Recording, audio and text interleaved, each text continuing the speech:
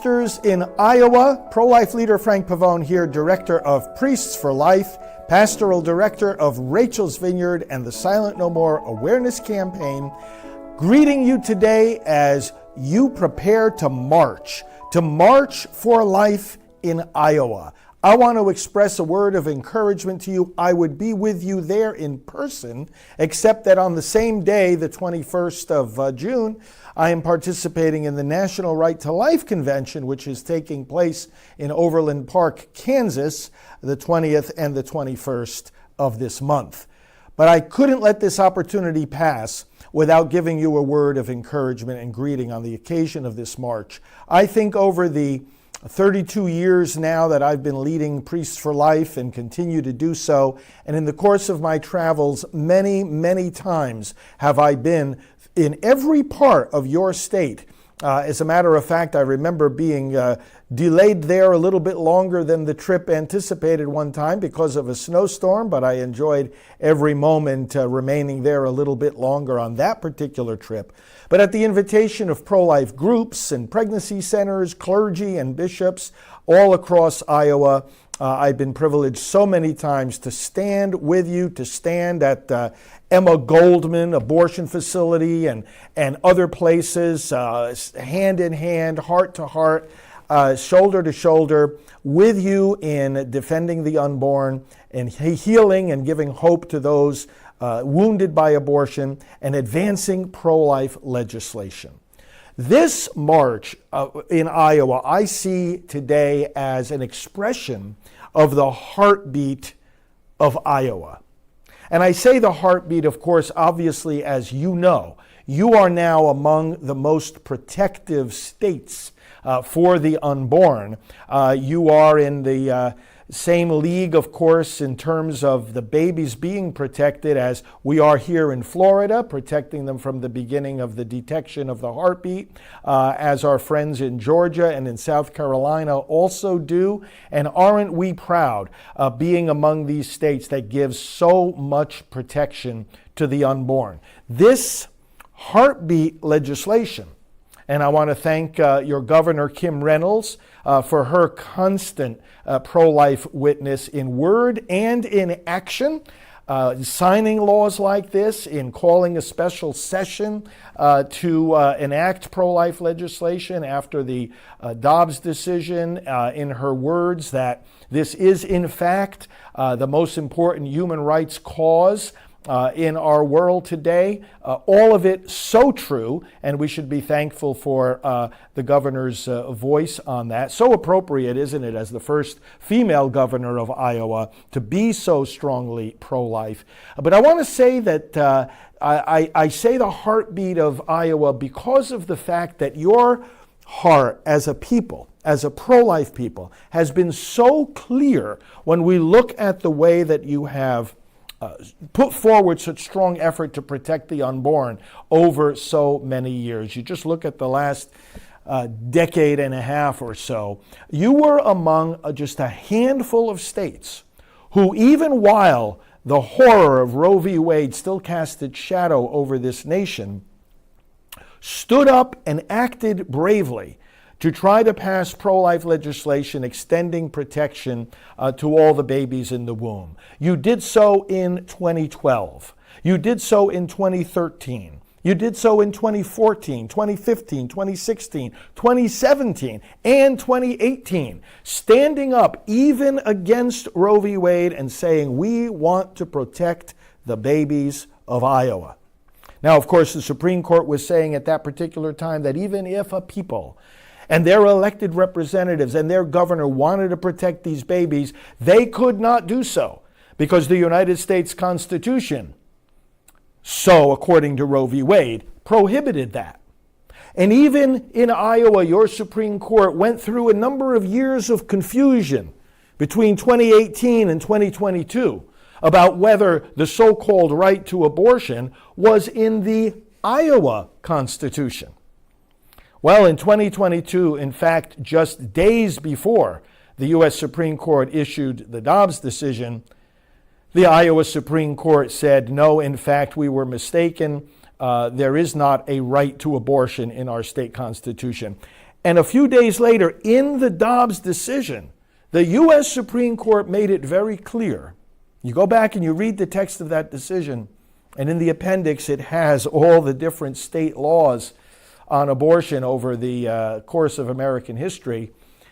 The decision made clear that no state constitution has ever, in its history or in its interpretation, up until these present years now, declared there to be a right to abortion. Yes, we have freedom in America. Yes, we have the right to privacy in America, but never are those rights used to mask or to justify the so-called right to do violence to another person or to end another person's life. The Supreme Court said this is a novelty in our history. Not on the federal level, not on the state level has the killing of children ever been justified by our constitutions. And then, brothers and sisters, of course, as you know, right after that Dobbs decision, you as a people, your elected representatives and your governor acted decisively to make Iowa one of the most protective states in the nation for our unborn children. Why do we march today? Because the heart must continue to beat. The heartbeat of Iowa is pro-life.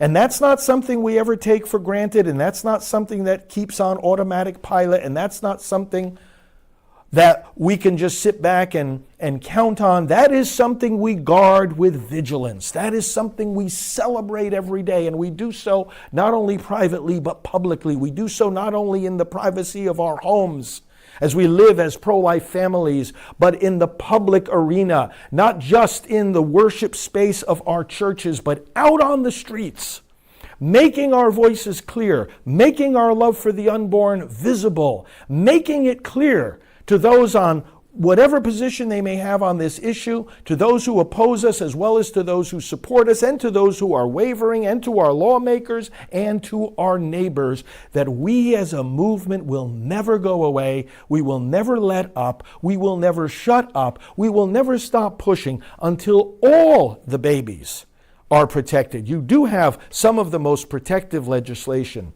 in the nation. But as many other states have done, and as I said recently at our March for Life here in Florida, there is more ground to gain. There is more progress to make. There is more protection to bestow. As we push forward to protect every human life, as we continue to say, if there's one single abortion in our state, that is one too many. If there's one single citizen of our state who somehow thinks it's justifiable to kill a little baby, that's one too many. And so we march because we are constantly seeking to encourage one another and to proclaim the message of this movement, which is, as your governor has said, the most important, the most central, the most crucial human rights struggle, human rights cause of our day. Brothers and sisters, the heart of Iowa beats with the heart of God. We look at Scripture and we see the heart of God for human life. God so loved the world that he gave his only begotten Son, that those who believe in him might not perish but might have eternal life. God presenting himself as the spouse, as the bridegroom of his people, both in the Old and in the New Testament. God marries his people. That's the heart of God to humanity. And God is grieved when the heart of humanity becomes hardened against him. If today you hear his voice, Psalm 95 says, harden not your hearts.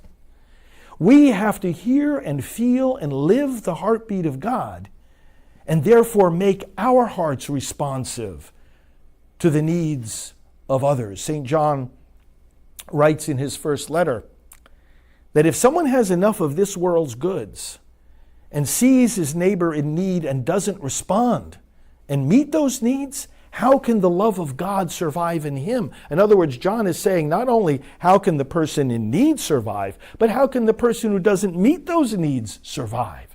It's the love of God flourishing in our hearts that causes us to serve and save life, that causes us to speak and march for life.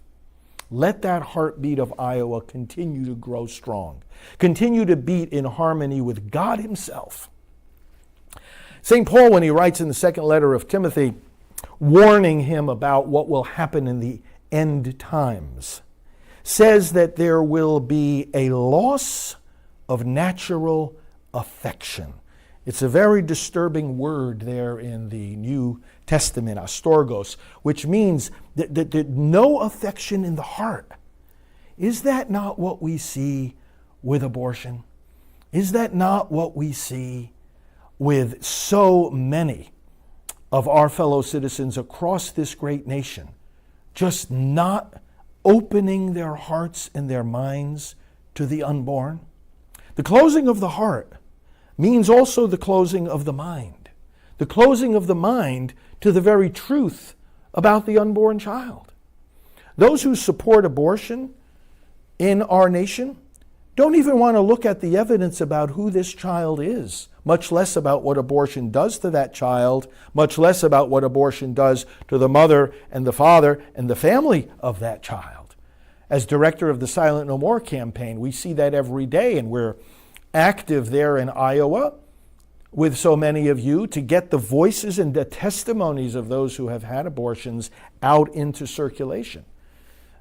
Our opponents on the other side of this issue don't want to hear those voices, and they don't want to look at the face of the unborn, which is why I also want to commend you in Iowa and your legislators and your governor for signing into law provisions to educate children in our schools about the reality of the child in the womb. We at Priests for Life have been very, very active in educational efforts like that, and in the development of the app called See Baby Grow, which I commend to your attention and to your use. You want to see curricular materials showing about, the development of the unborn child. Check out that app, See Baby Grow, and you will be astonished at the wealth of information that is there, laid out already for use in the schools and for use, of course, by all of us as individuals and as pro-life organizations. I send my greetings to all the pro-life organizations of Iowa, again with fond recollections of my travels there over the years, and looking forward to more such travels. Please partner with us here at Priests for Life, and we will continue working with you, with your groups, with your families, with your clergy, and with your legislators to continue to advance the protection of our youngest brothers and sisters. God bless Iowa, and God bless the heartbeat of Iowa. A heartbeat of love for God, of love for neighbor, of love for our unborn neighbor, and of love for all those who seek the truth, all those who have made the tragic mistake of abortion, all those who are seeking God's forgiveness, mercy, and healing after an abortion, and of all people everywhere, made in His image and destined to the gift of life eternal, should they accept that gift by faith.